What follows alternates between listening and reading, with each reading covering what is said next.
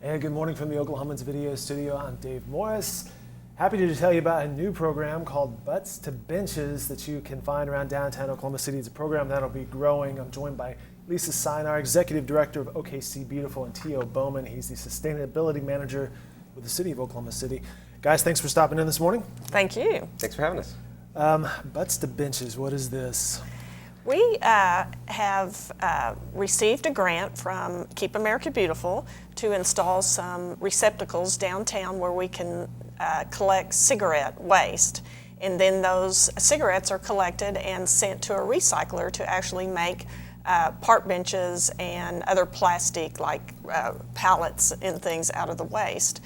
The cigarette litter is the #1 littered item certainly in the United States and all over the world. And so this is our way to draw attention to the fact that cigarette waste really is litter and that we can do something else with it. I think a lot of the problem is people just haven't had a place to put the cigarette butt.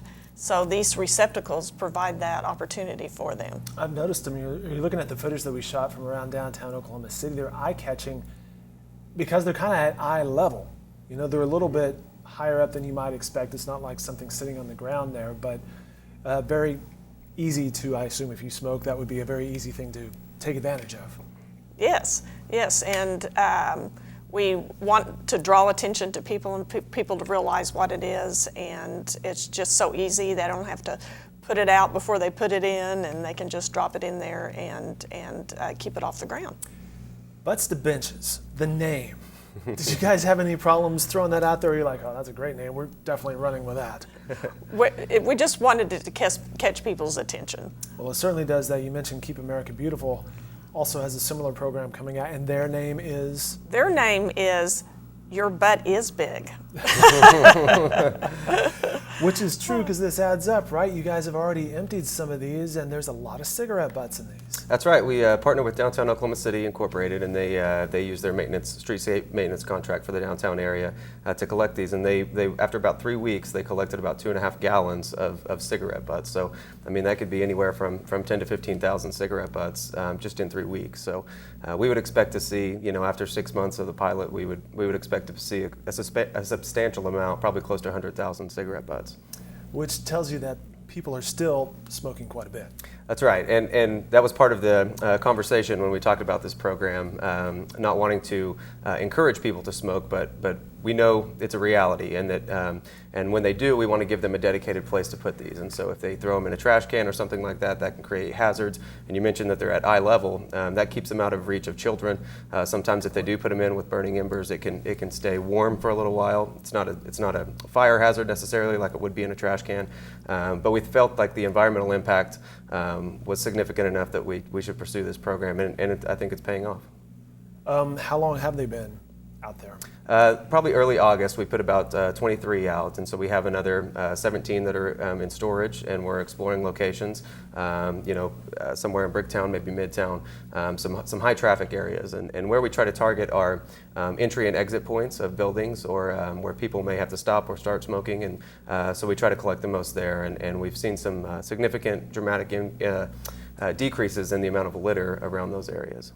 You guys mentioned that you partnered up with Downtown OKC Inc. on this. Are you looking for other partners as you expand the program? Yes, we would love to expand it into any areas where there's a lot of foot traffic, a lot of people, waiting to get into restaurants and those type of things. So we're hoping that we would go into some of the other districts when we can, of course, find the funding to purchase more receptacles. The good thing is when you send it to the recycler, that's at no cost.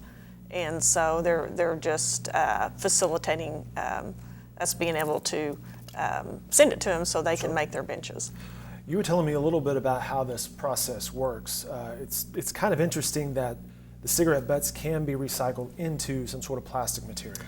Right. So cigarette filters, it's been a challenge over the years to find a way to recycle cigarette butts because it's organic and inorganic materials that are closely mixed. And so, while it looks like cotton, a cigarette filter is actually made of really thin strands of a plastic material. And so when they're able to remove the paper and the extra tobacco left in there, they're able to compost that part of it.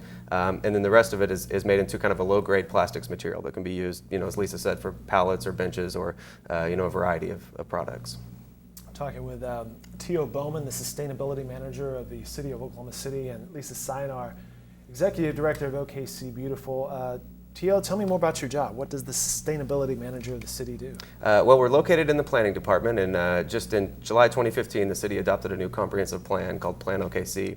And so that kind of set forth a significant amount of policies that we're looking to implement now. And so my associate planner, Ryan Baker, and I are working on the first sustainability plan for the city, and that will seek to develop some implementation strategies for those policies in Plan OKC. Okay, so at what point might we see any timeline involved here? Probably early in 2017, maybe spring of 2017, we'll see a sustainability plan in front of Council and Planning Commission. But that, again, it will be projects like this where we're looking to decrease the environmental impact of waste streams and improve air quality and water quality and those type of things. And this, kind of hits all of those targets. We're keeping things off the street and keeping things out of the storm drains. So. And in a quantifiable manner as well. Absolutely. Lisa, tell us more about OKC Beautiful. What are all you guys involved in? We are a beautification and environmental education nonprofit. We do a lot of major landscape projects that you may have seen around town. We realize that a beautiful city is really an economic driver for the city. We also educate about 1,000 children through our Mother Earth program every year, teaching them not to litter, not to do graffiti, to recycle. We also partner with Oklahoma City on our big litter blitz, and we send out 13,000 volunteers every April to pick up litter around town. So anything we can do to help and just educate people and change their habits about littering and recycling is what we're all about. And their website is okcbeautiful.com, and you mentioned the litter blitz. I believe you can sign up on that and receive some free trash bags maybe to kind of get your own environment cleaning up going. Absolutely, and cleanups are not just April. You can call us any day and we'll send you out to a public place, a park, and there's always, we love to get volunteers involved. Oklahoma City Beautiful now has 23 outdoor classrooms through our OKC Harvest program. So if you like to pull weeds or garden or help children. And who doesn't, right? Well, helping children, that's a good thing. help children learn about healthy food and where that tomato really comes from. We'll put you to work. All right, very good. Again, the program is Butts to Benches, OKC Beautiful, partnering up with the City of Oklahoma City. Lisa and T.O., thanks so much for stopping in. Thank you for the opportunity. Congrats on the implementation and the installation, and best of luck moving forward. Thank Appreciate you. it.